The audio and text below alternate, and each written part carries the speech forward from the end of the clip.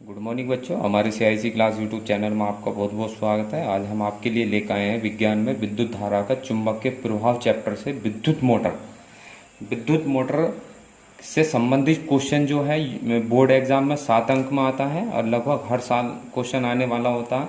अब देखो इसका एग्जाम में जो होता है क्वेश्चन जो होता है किस प्रकार आता है, ये है विद्युत मोटर की संरचना का वर्णन कीजिए, या फिर इस तरह जाता है विद्युत मोटर का नामांकित चित्र बनाइए तथा इसकी क्रियाविधि समझाइए। इसका उपयोग किस प्रकार के ऊर्जा रूपांतरण में किया जाता है। ठीक, सबसे पहले हम इसमें एडिंग लिखेंगे विद्युत मोटर।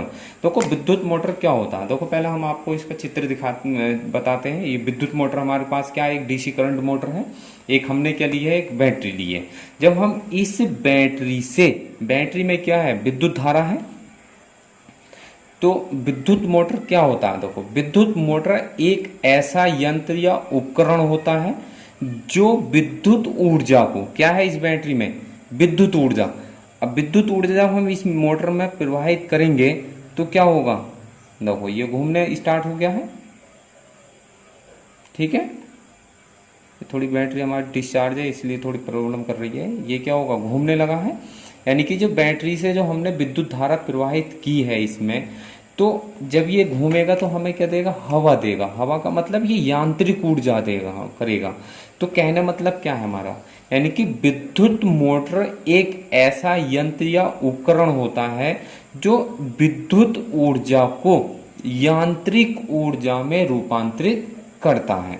ठीक, क्या होता है विद्युत मोटर, विद्युत मोटर एक ऐसा यंत्र होता है या उपकरण होता है जो विद्युत ऊर्जा को यांत्रिक ऊर्जा में बदल देता है। ये तो हमारे पास विद्युत मोटर हो गया। अब आते हैं इसमें, देखो सिद्धांत में। अब इसकी सभी हेडिंग आप लोगों को लिखनी है, 3-4 हेडिंगें होती हैं, 7 नंबर का आता है। बहुत ही फुर्सत से, बहुत ही तसल्ली से आप लोगों को करना है, अच्छी राइटिंग में लिखना है ताकि आप लोगों को 7 के 7 अंक प्राप्त हों। देखो सिद्धांत क्या होता है, जब किसी कुंडली को चुंबकीय क्षेत्र में रखकर धारा प्रवाहित की जाती है तो कुंडली पर धारा के कारण एक बलयुग्म कार्य करने लगता है, जिसके कारण या जिसकी दिशा फ्लेमिंग के बाएं हाथ के नियमानुसार निर्धारित की जाती है। यह बलयुग्म कुंडली को चुंबकीय क्षेत्र में लगातार घुमाता रहता है। यानी कि कहने मतलब क्या है, जब किसी कुंडली को चुंबकीय क्षेत्र में रखकर उसमें धारा प्रवाहित की जाती है तो उस धारा के कारण उस कुंडली पर एक बलयुग्म कार्य करने लगता है जो चुंबकीय क्षेत्र में उस कुंडली को घुमाता रहता है। देखो इसके लिए हम आप लोगों को एक प्रैक्टिकल के तौर पे हम समझा रहे हैं। हमने आपके लिए एक प्रैक्टिकल बनाया है। ये क्या, हमने एक फ्रेम बनाया है। ये क्या है, तांबे के तार की कुंडली है। ये तांबे का तार कौन सा होता है, जिस पर पॉलिश किया हुआ होता है। ठीक, हमने तांबे के तार लपेट लिया है, एक सिरा इधर को निकाला है, इसका जो लास्ट सिरा है वो हमने इधर को निकाल लिया है। ठीक, अब क्या करते हैं, हम इस तांबे के तार की कुंडली को इस फ्रेम में हम फांस लेते हैं। देखो आप लोग भी करके देखना, ऐसे ऐसे छोटे छोटे प्रैक्टिकल करोगे तो थोड़ा तर्क बुद्धि आप लोगों को बढ़ेगी। उससे क्या होता है, मानसिक संतुलन बढ़ता है, अच्छा विकास होता है। क्या कर लेते हैं हम इसको। ठीक, अभी हमने सिद्धांत क्या बताया था आप लोगों को, अभी हमने सिद्धांत बताया था जब किसी कुंडली को, ये क्या हमारे पास एक कुंडली है, कुछ चुंबकीय क्षेत्र में, अब हमारे पास किसकी जरूरत पड़ेगी, एक चुंबकीय क्षेत्र की। ठीक है ना, अब क्या करते हैं हम इसमें एक चुंबकीय क्षेत्र के लिए हम क्या ले लेते हैं, एक चुंबक ले लेते हैं। देखो ये हमारे पास स्पीकर की चुंबक है, ये इस चुंबक को हमने क्या कर दिया है, इसके बीच में हमने सटा दिया है ये। ठीक, अब हमारे पास सिद्धांत पूरा हो गया। देखो कहाँ तक सिद्धांत हो गया, देखो जब किसी कुंडली को चुंबकीय क्षेत्र में रखकर, ये चुंबकीय क्षेत्र हो गया, ये कुंडली हो गई, चुंबकीय क्षेत्र में रखकर उस कुंडली में विद्युत धारा प्रवाहित की जाती है। अब किसकी कमी बची हमारे पास इसमें, विद्युत धारा की। अगर विद्युत धारा प्रवाहित करने पर इस कुंडली पर बलयुग्म कार्य कर रहा है तो इसका मतलब हमारा प्रैक्टिकल क्या है, सक्सेस है। अब देखो हमने क्या करा, एक बैटरी ली है, बैटरी क्या है, इसमें विद्युत धारा है।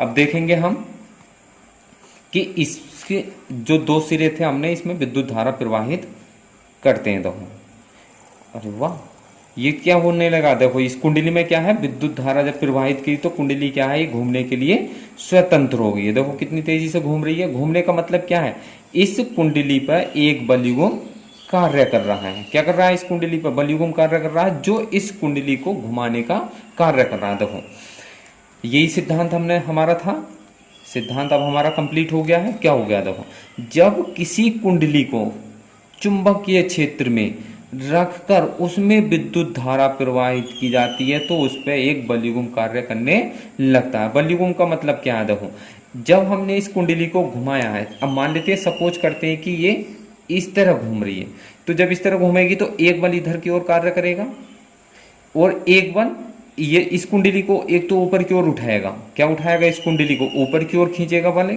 एक बल क्या होगा, इस कुंडली को नीचे की ओर खींचेगा। क्या करेगा, तो एक बल ऊपर की ओर लगा, एक बल इस इधर वाली साइड पे नीचे की ओर लगा, एक बल इधर ऊपर की ओर लगेगा, एक बल इधर नीचे की ओर लगेगा।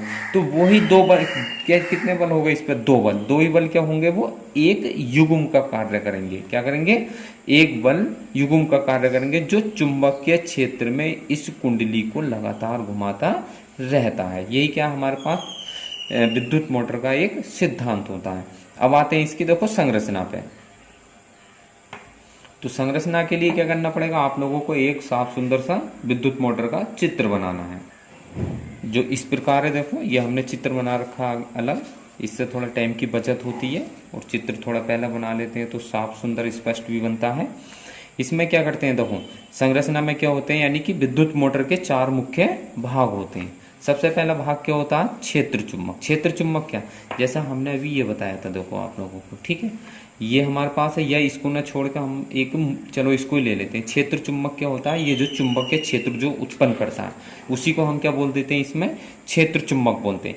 यह एक शक्तिशाली स्थायी चुंबक होता है जिसमें ध्रुव एन और एस होते हैं। ये क्या है, एक शक्तिशाली चुंबक होता है। इसमें ऊपर का सिरा नॉर्थ होगा या नीचे का सिरा एक साउथ होगा, जिसमें नॉर्थ और साउथ सिरे होते हैं। ठीक, अब आते हैं देखो विद्युत मोटर में। हम हमारे पास विद्युत मोटर है, ये एक विद्युत मोटर है, अभी हमने आप लोगों को बताया था। अब इस विद्युत मोटर में क्या होता है, देखो ये हमने इसको खोल लिया है, पूरी तरह से आप लोगों को हम समझाएंगे इसको। ये एक विद्युत मोटर है ये। अब देखो ये जो विद्युत मोटर के अंदर जो ये दो चुंबक होते हैं, ये शक्तिशाली चुंबक जो हैं, यही हमारे पास क्या कहते हैं, क्षेत्र चुंबक कहलाते हैं। ये जो हमारे पास चुंबक है, देखो इस तरह के होते हैं। अगर इनको निकाल के दिखाएं आप लोगों को,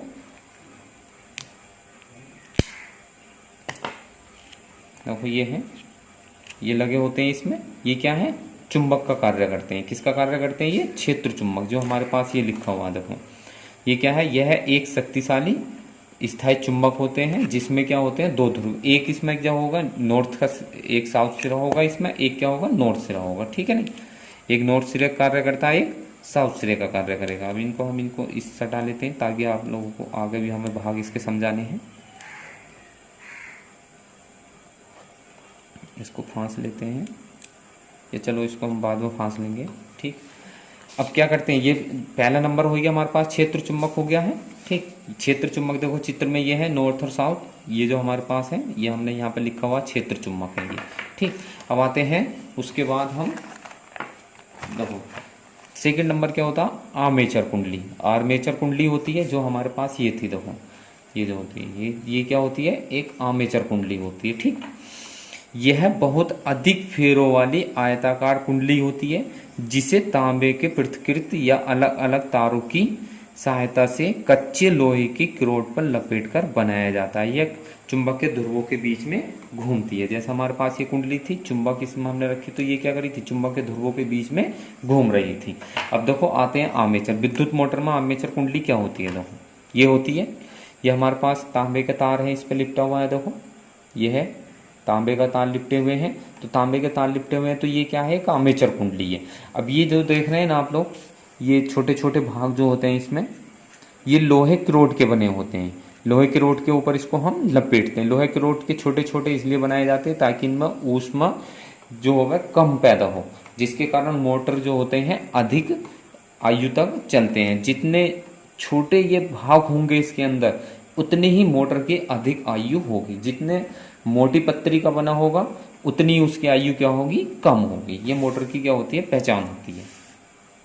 ठीक, तो आर्मेचर कुंडली क्या होती है, यह एक बहुत अधिक फेरों वाली आयताकार कुंडली होती है जो तांबे के पृथक पृथक तारों की सहायता से बनाई जाती है। और क्या करते हैं, इसको लोहे के रॉड के ऊपर हम लपेट कर बना दी जाती है, जो चुंबक के ध्रुवों के बीच में रखी रहती है या घूमती रहती है। ठीक है, नंबर 2 हो गया है हमारे पास। नंबर 3 आते हैं विभक्त वलय। देखो विभक्त वलय क्या होते हैं, पहले हम बताते हैं। ये दो अर्धवृत्ताकार वलय के रूप में, यानी कि ये दो अर्धवृत्ताकार खंडों में विभक्त एक वलय के रूप में होते हैं। आर्मेचर के सिरे चित्रानुसार इन दो अलग अलग वलय से लगे होते हैं। देखो ये जो हमारे पास आप लोगों को दिख रहा होगा, ये मोटर थोड़ी छोटी है, अगर बड़ी होती तो आप लोगों को समझा अच्छे समझ में आता।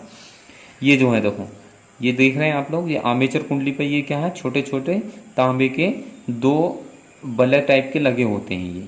ठीक है ना, तो यही क्या कहलाते हैं हमारे पास, ये जो है देखो, ये है, ये दिख रहा होगा आप लोगों को, ये ठीक है ना, यही क्या होते हैं, विभक्त वलय होते हैं, जो क्या होते हैं कुंडली से, आर्मेचर कुंडली से संबंधित होता है इन तारों का। देखो ये तार है, ये तार जो है ये आर्मेचर कुंडली से इनको संबंधित कर दिया जाता है। ठीक, और इनका 4th नंबर जो होता है वो आता है ब्रुश। ब्रश, ठीक, ये क्या होता है, ये कार्बन धातु की बनी दो पत्तियां होती हैं जिन्हें विभक्त वलय स्पर्श करता रहता है। देखो ये जो हमारे पास है ये है, देखो ये आप लोगों को दिख रहा होगा, ये क्या है, ये इसमें ब्रुश कहलाते हैं जो कार्बन धातु के बने होते हैं। और ये क्या होते हैं, ये जो विभक्त वलय होता है इसको स्पर्श करते रहते हैं। देखो इस तरह इसके बीच में ये इसको फंसा दिया जाता है, तो क्या होता है, ये जो हमारे पास विभक्त वलय है इन कार्बन की छड़ों को स्पर्श करते रहते हैं। देखो ये इस तरह घूमती रहती है और हमेशा स्पर्श भी करती रहेगी। देखो ये आप लोग मोटर लेना कोई भी, उसमें आप लोग इस तरह जैसा हमने बताया आप लोग बढ़िया आसानी से समझ सकते हैं। तो क्या होता है, ये विभक्त वलय जो होता है इस ब्रश को स्पर्श करते रहते हैं, और ये क्या होता है, इसमें विद्युत धारा लगातार प्रवाहित होती रहती है, जिसके कारण इसमें एक चुंबकीय क्षेत्र या उत्पन्न होने के कारण क्या होता है, इसमें धारा क्या होती है, कुंडली चुंबकीय ध्रुवों के बीच में स्वतंत्र पूर्वक घूमती रहती है। ठीक है नी, अब देखो इसमें क्या होते हैं, स्पर्श करते हैं। इन ब्रुशों की संबंध जो होता है दो संयोजक पेचों से करके इनके बीच एक बैटरी लगा दी जाती है। देखो ये जो है, ठीक है ना, ये हमारे पास है। देखो ये कार्बन की छड़ है, इनका भार क्या है, एक संयोजक तारों से संबंध कर दिया जाता है। ठीक है ना, संयोजक तार से संबंध कर दिया जाता है। एक बुश से विद्युत धारा कुंडली में प्रवाहित करते हैं और दूसरी से उस कुंडली में क्या हो जाती है, धारा बाहर निकल आती है। ठीक है नी, एक से क्या होते हैं हम, ये जो हमारे पास बैटरी जोड़ी है, एक से इसमें कुंडली में प्रवेश कर जाती है और दूसरे से क्या होती है, बुश में बाहर आ जाती है। ठीक, अब आते हैं देखो इसकी क्रियाविधि। क्रियाविधि क्या होती है, क्रियाविधि यही है जो हमने भी समझाया, बिल्कुल उसी की तरह लिखना है। जब बैटरी से कुंडली में धारा प्रवाहित करते हैं तो फ्लेमिंग के बाएं हाथ के नियमानुसार कुंडली की भुजाओं पर बराबर परंतु विपरीत दिशाओं में दो बल कार्य करने लगता है। जैसे देखो अभी हमने बताया था, ये कुंडली है, जब इसमें हमने विद्युत धारा प्रवाहित करी थी तो एक बल ऊपर की ओर कार्य करा था, एक बल इधर नीचे की ओर कार्य करा था। जो ऊपर की ओर बल कार्य कर रहा था और जो नीचे की ओर बल कार्य कर रहा था, दोनों बराबर परंतु विपरीत दिशा में। बराबर तो थे ही, अगर मान लेते हैं ये 3 न्यूटन का है तो इस पर भी 3 न्यूटन का लगेगा। इधर क्यों, ये ऊपर की ओर लगा हुआ था, ये इधर नीचे की ओर लगा हुआ था, तो विपरीत दिशा में थे परंतु क्या थे, बराबर बराबर थे। ठीक है ना, यानी कि क्या होता है, जब बैटरी से कुंडली में धारा प्रवाहित की जाती है तो फ्लेमिंग के बाएं हाथ के नियमानुसार कुंडली की भुजाओं पर बराबर परंतु विपरीत दिशा में दो बल कार्य करते हैं।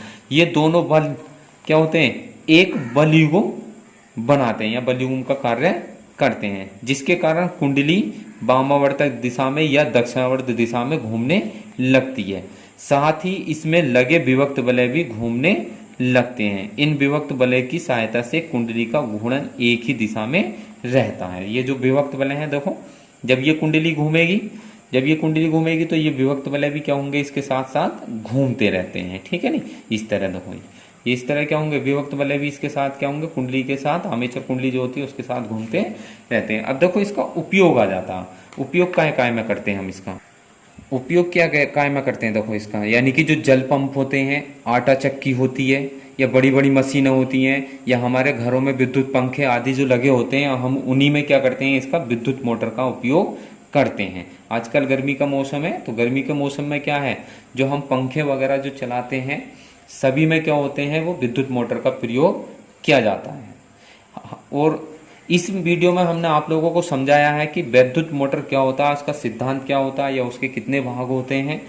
ठीक, इसकी क्रियाविधि हमने आप लोगों को समझाई। आप लोगों को चित्र जरूर बनाना है, चित्र नहीं बनाएंगे तो उसका आप लोगों के अंक काट लिए जाएंगे। और उम्मीद करते हैं कि आप लोगों को ये वीडियो बहुत पसंद आई होगी। अगर वीडियो पसंद आई तो हमारी वीडियो को लाइक कीजिए। अगर यूट्यूब चैनल पर हमारे पहली बार आए तो उसको सब्सक्राइब कीजिए।